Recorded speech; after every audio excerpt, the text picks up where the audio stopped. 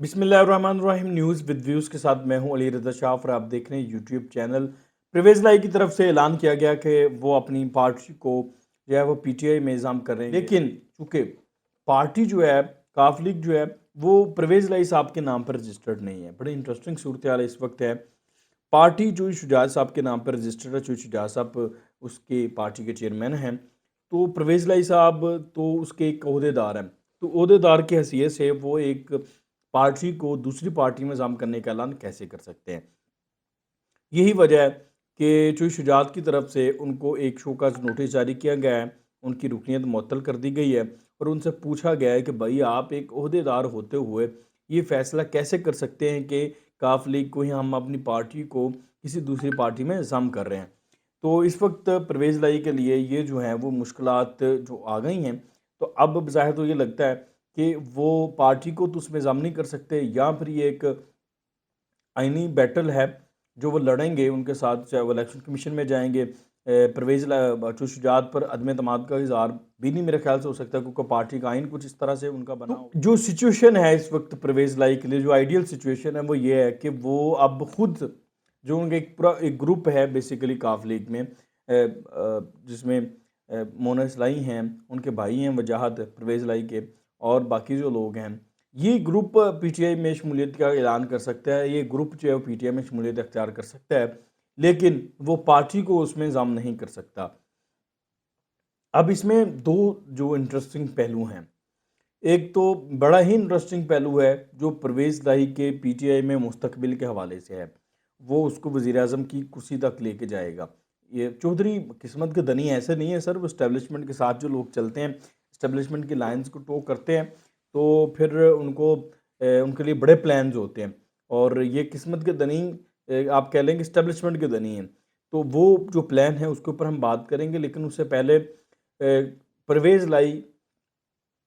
पहले पीटीआई से seat adjustment करना चाहते थे, लेकिन वो सीट एडजस्टमेंट हुई क्यों नहीं, उसकी वजह ये थी कि इमरान खान साहब उस पर राज़ी नहीं हुए।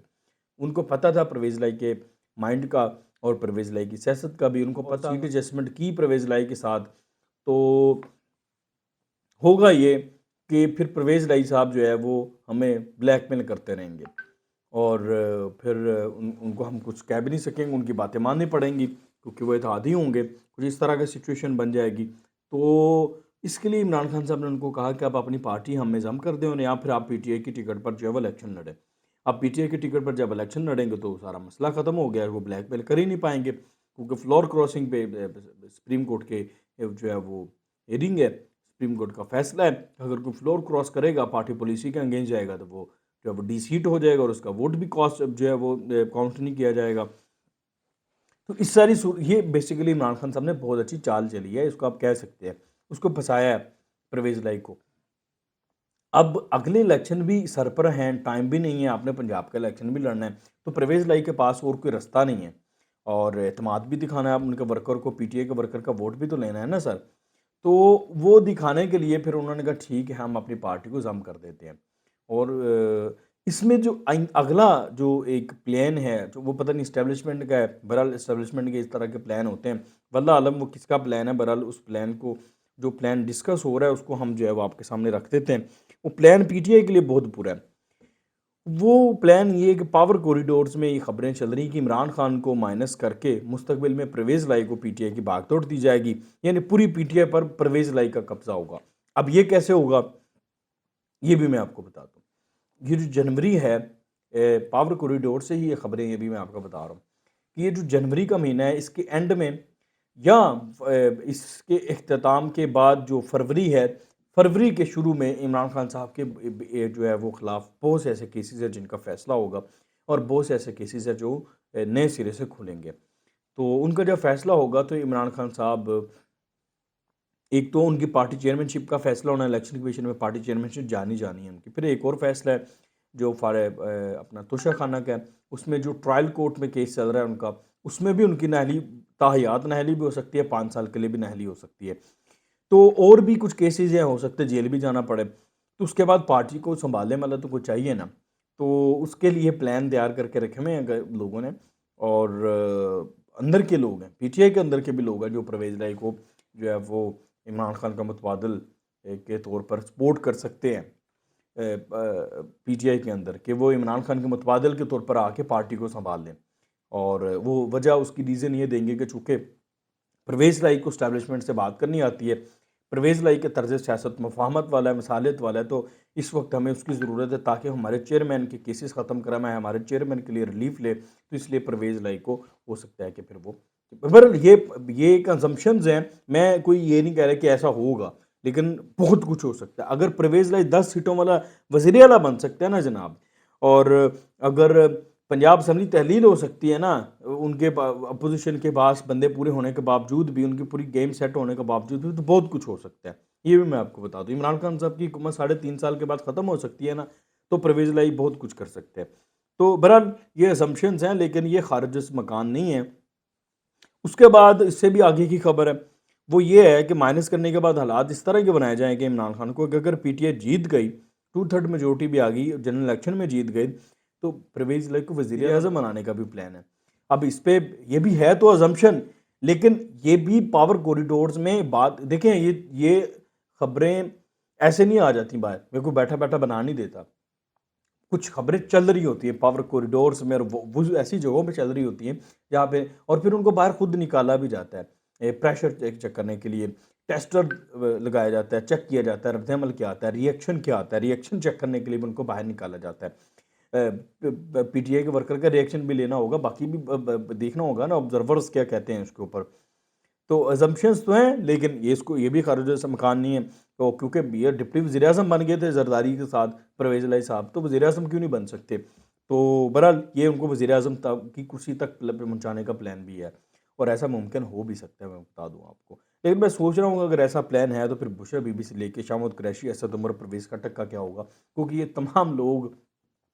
بشرا بی بی کا تو چلو مجھے کو خاص اتنا پتہ نہیں ہے، لیکن شامت قریشی، اسد عمر، پرویز خٹک، یہ تو پارٹی کا اپنے خود کو جو ہے وہ متبادل سمجھتے ہیں عمران خان کا، تو یہ اگر عمران خان کا متبادل پرویز لائی آ گیا تو پھر یہ باقی لوگ کیا کریں گے؟ بہرحال پھر تو یہی ہوگا کہ تیا پانچا ہوگا، جب سب کے دڑے علیحدہ ہو جائیں گے۔ تو یہ مطلب آگے کی خبریں ہیں، اب یہ تو وقت ہی بتائے گا کہ ہونا کیا جا رہا ہے، لیکن جو ازمپشنز ہیں اور جو پاور کوریڈورز میں خبریں چل رہی ہیں وہ میں نے آپ کے سامنے رکھی۔ ایک خبر تو یہ ہے کہ خواجہ آصف صاحب نے آج کہا ہے کہ ہو سکتا ہے کہ پی ایم جو ہے وہ اعتماد کا ووٹ خود لے لیں، چونکہ عمران خان صاحب نے کہا تھا کہ اب ہم عمران خان شہباز شریف کا امتحان لیں گے، ان کو کہیں گے کہ وہ فلور ٹیسٹ کریں، ان کی فلور ٹیسٹنگ ہوگی، اور ہمارے جو صدر ہیں عارف علوی صاحب، وہ ان کو اعتماد کا ووٹ لینے کا کہیں گے، جیسے گورنر نے کہا۔ تو اس کے اوپر آج خواجہ آصف نے کہا کہ ہو سکتا ہے کہ ہم جو ہے وہ صدر کے کہنے کے بغیر ہی خود جو اعتماد کا ووٹ لے لیں۔ تو اس کے بعد ایک بیان ایسا آیا ہے پی ٹی آئی کی طرف سے، پتہ چلا ہے کہ انہوں نے جو ہے وہ اعتماد کا ووٹ کا جو ہے وہ نہ کہنے کا فیصلہ کیا ہے، کہ مطلب وہ نہیں کہیں گے نہیں کہ شہباز شریف اعتماد کا ووٹ لیں۔ شاید ان کو پتہ چل گیا کہ ان کی تعداد پوری ہیں، یا وہ حربے جو استعمال کرنا چاہتے تھے وہ حربے ان کا کارگر ثابت نہیں ہے۔ اس کی وجہ یہ ہے کہ وہ جو آڈیو سامنے آئی ہے وہ چودھری خاندان سے ریلیٹڈ ہے نا، جس میں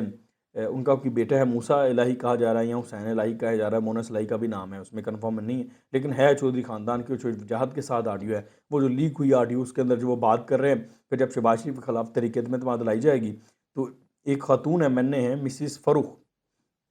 80 سال کے قریب ان کی ایج ہے، اور وہ ان کا میرے خیال سے تعلق بھی کاف لیگ سے ہے شاید، یا میرے خیال سے پی ڈی ایم کے، تو ان کو جو ہے وہ آگے پیچھے کرنے کی بات چیت ہو رہی کہ ان کو اغوا کر لیتے ہیں، یا مبینہ طور پر کہا جا رہا ہے کہ ان کو جو ہے وہ ہم جو ہے وہ مسنگ میں ڈال دیں گے، کچھ آگے پیچھے وہ یہ بھی کہہ رہے ہیں لاہور سے اٹھانا اور وہ آگے پیچھے کرنا مشکل نہیں ہے، غائب کرنا مشکل نہیں ہے۔ بہرحال اس طرح کی اس میں جو ہے وہ گفتگو ہو رہی ہے، تو یہ پلان بیسیکلی ڈیفینیٹلی یہ پرویز الہی صاحب کے بغیر تو ممکن نہیں ہے، تو اس طرح کے خرافات کے آئیڈیاز آتے بھی انہی کے ذہن میں۔ خواجہ آصف صاحب نے ایک اور امپورٹنٹ بات کی، انہوں نے کہا کہ فوج کا دارہ عمران کہانی کے کرداروں کا خود احتساب کرے، کچھ کرداروں نے اعتراف کر لیا ہے، باقیوں کا اعتراف باقی ہے، صرف لائن میں چیف لگنے کے لیے قانون، ادارہ، احساس ادارے ایک شخص کے تابع ہو گئے، وہ جسے کہتے تھا غدار کرا دیا جاتا تھا، جسے چاہتا تھا جیل بھیج دیا جاتا تھا۔ یہ بڑی امپورٹنٹ سچویشن بن گئی ہے۔ ہم دیکھیں کہ ایک تو خواجہ آصف صاحب نے اب کون سے کردار، جنرل باجوہ ڈیفینیٹلی یہی کردار ہے نا، ساتھ تو یہ دے رہے تھے ان کا، جنرل فیض ہے، اور کون سے لوگ ہیں جو اس سیٹ اپ کے لوگ تھے، ان کی بات کریں نا خواجہ آصف صاحب، کہ وہ ان کا احتساب کیا جائے، وہ موجودہ جو سیٹ اپ ہے اسٹیبلشمنٹ کا، جو موجودہ آرمی چیف ہے، ان سے یہی مطالبہ کریں نا کہ ان کا احتساب کیا جائے۔ اب مزے کی بات ہے، انٹرسٹنگ صورتحال یہ ہے کہ عمران خان صاحب بھی کہتے ہیں اس سیٹ اپ کا جو ہے وہ ان لوگوں کا، ان کرداروں کا احتساب کیا جائے۔ وہ بھی چاہتے ہیں جنرل باجوہ کا احتساب کیا جائے، اب وہ بھی کہہ رہے ہیں وہ بھی یہی بات کریں۔ اب دیکھیں وہ کہتے ہیں کہ یہ جو کردار ہے انہوں نے عمران خان کو سپورٹ کی ہے، اس لیے ان کا احتساب کیا جائے، اور عمران خان کہتا ہے کہ ان کرداروں نے مجھے سپورٹ نہیں کیا، میں احتساب کرنا چاہتا تھا، میں اپوزیشن کو جیل میں ڈالنا چاہتا تھا، ان لوگوں نے اپوزیشن کو سپورٹ کیا اور ان لوگوں نے میری ساتھ بھی دیا، تو اس لیے ان کا احتساب کرنا چاہیے، ان لوگوں کو جیل میں ڈالنا چاہیے۔ بہرحال وہ اس طرح کی باتیں کریں، تو بہرحال ایک چیز پہ تو دونوں کا اتفاق ہے کہ ان کرداروں کا غیر عینی عمل پر احتساب ہونا چاہیے۔ تو یہ بہرحال یہاں تک پہنچ گئے ہیں، ہو سکتا ہے کہ ایک دن آ کے ان کی سول بالادستی پر جو ہے وہ کنسنسس ہو ہی جائے کہ جمہوریت کی بالادستی کے لیے ہم نقب نہیں لگائیں گے، ہم اسٹیبلشمنٹ کے مورے نہیں بنیں گے ایک دوسرے کے خلاف، آپس کے جو خلفشار، آپس کے جو معاملات ہیں ان کو آپس میں ہی حل کریں گے۔